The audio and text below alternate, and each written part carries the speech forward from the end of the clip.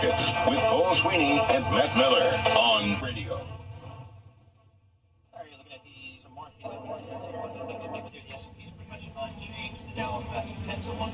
NASDAQ off about 0.2%. So not a lot of major movement in the indexes right here. We've got the yields pretty steady. 10-year Treasury 4.64%. WTI.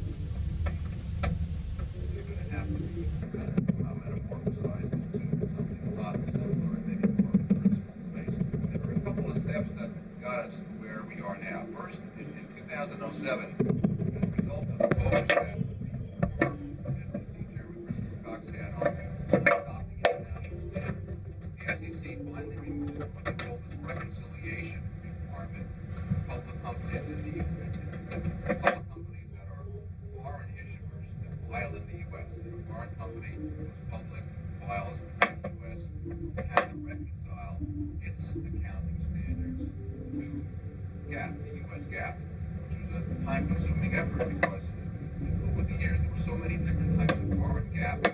Now, IFRS is maybe one more general type of GAAP you're looking at. But the idea there was to create one level playing field for foreign companies and to allow easier access to them without them being discriminated against in effect. So the SEC finally dropped this reconciliation requirement. Reconciliation requirement is only dropped for those foreign companies that actually use IFRS as promulgated by the IASB. So if you've got a country or an issuer that files under IFRS that is promulgated by the IASB but is interpreted by France or some other country that may have their own solution, they still have to reconcile. This removal of reconciliation then led to a concept release in 2007.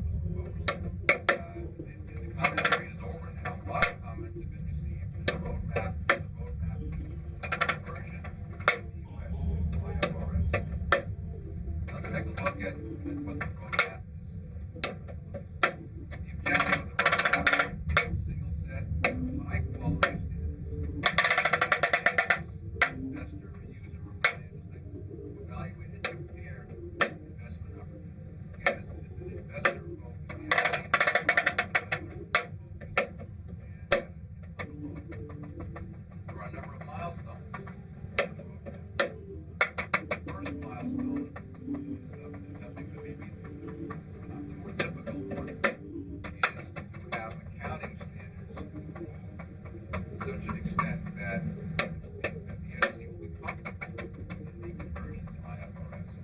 So a lot of that depends on the convergence process. Will there be standards that the IFRS will issue on a joint basis? It's not exactly a joint basis. Working with the FASB, the IFRS standards being robust enough that the SEC will be happy with it. And when we get into the timing of it, I guess the most significant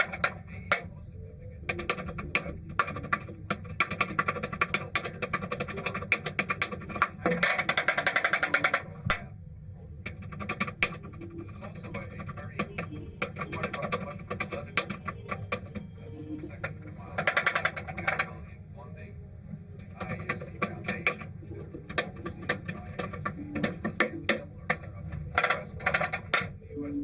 recognition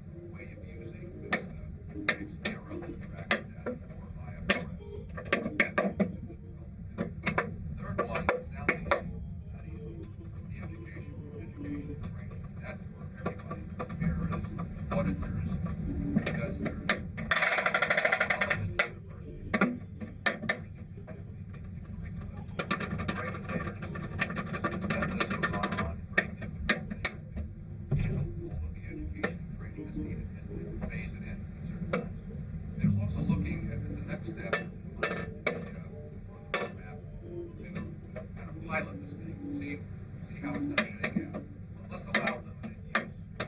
Part of the work this year going on, several years. One of the largest companies, about 34 industries, figure about 110 being allowed to use IFRS in its U.S. financial statements as a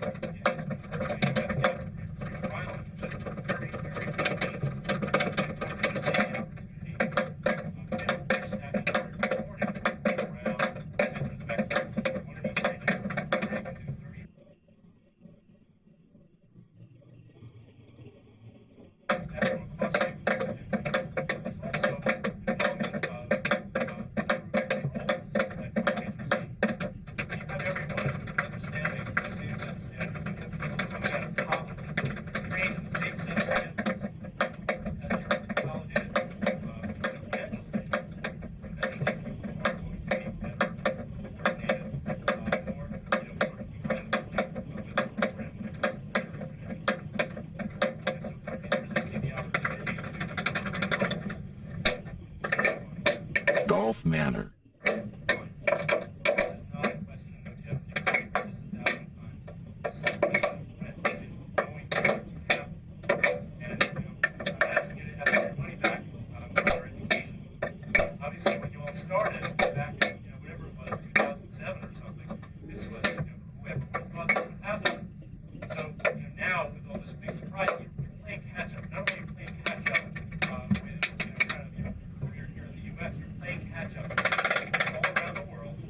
Understand the same standards. We have some biblical music right now, and these are going to be your competition when you get out of here. So many of us, IFRS and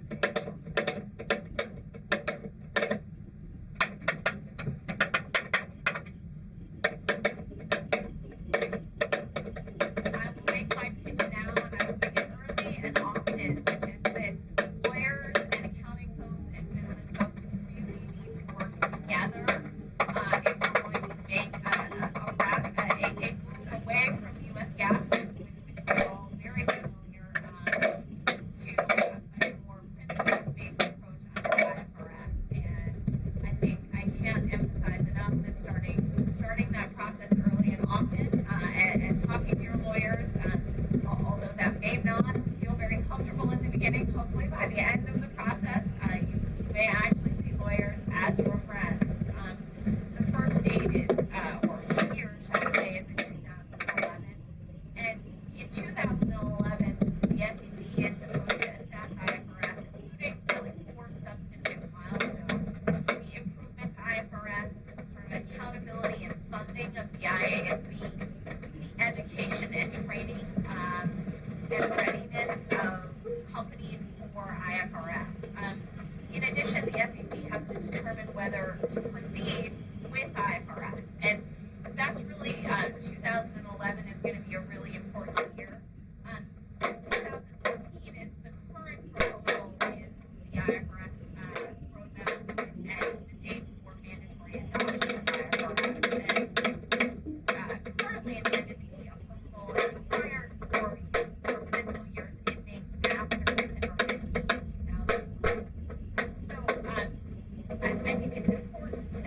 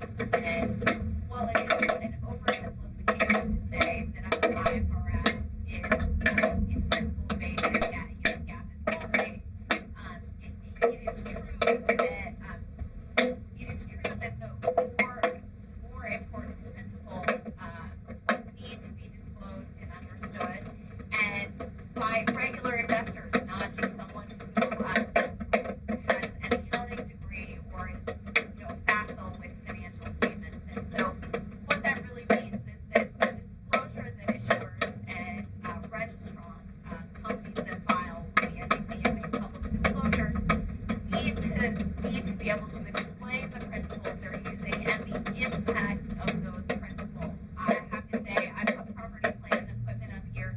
I would hazard a guess that very few people are thinking about this, but quite frankly, I think Hello, Internet. for us, it's a fair I'm value. Don. I'm a lifestyle technician, and today we're going to program the brand new Autopan series for the 28 from the one and only If you're Golf not Manor. expecting that, and you're in a This sort of tech is always a bit daunting to confront at first, especially if you're accustomed to more traditional striation techniques. But by the end of this video, hopefully we'll all have a handle on it, to the ultimate satisfaction of our clients. If you're setting one up for yourself, you're going to be blown away by some of the functionalities and bespoke settings compared to previous Autopan models. Yes, this is the one we've all been waiting for, so let's get started. Instructions are at the bottom of the screen.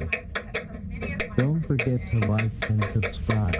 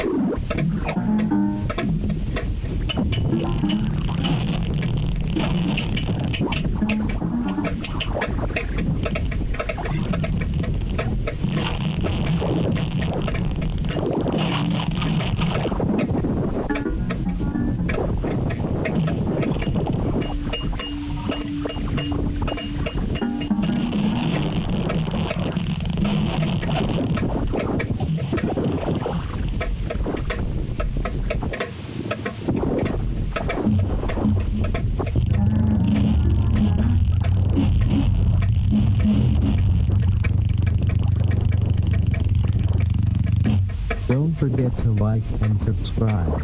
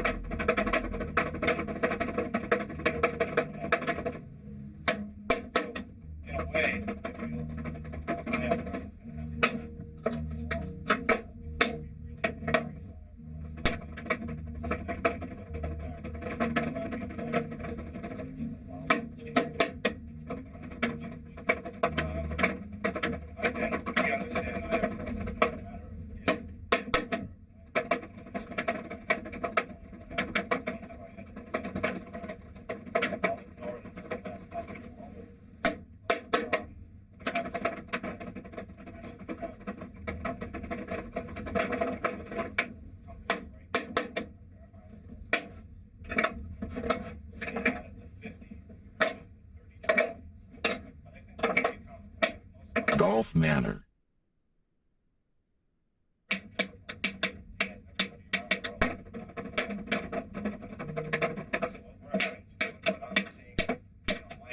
us, basically, we're coming up with new scoring.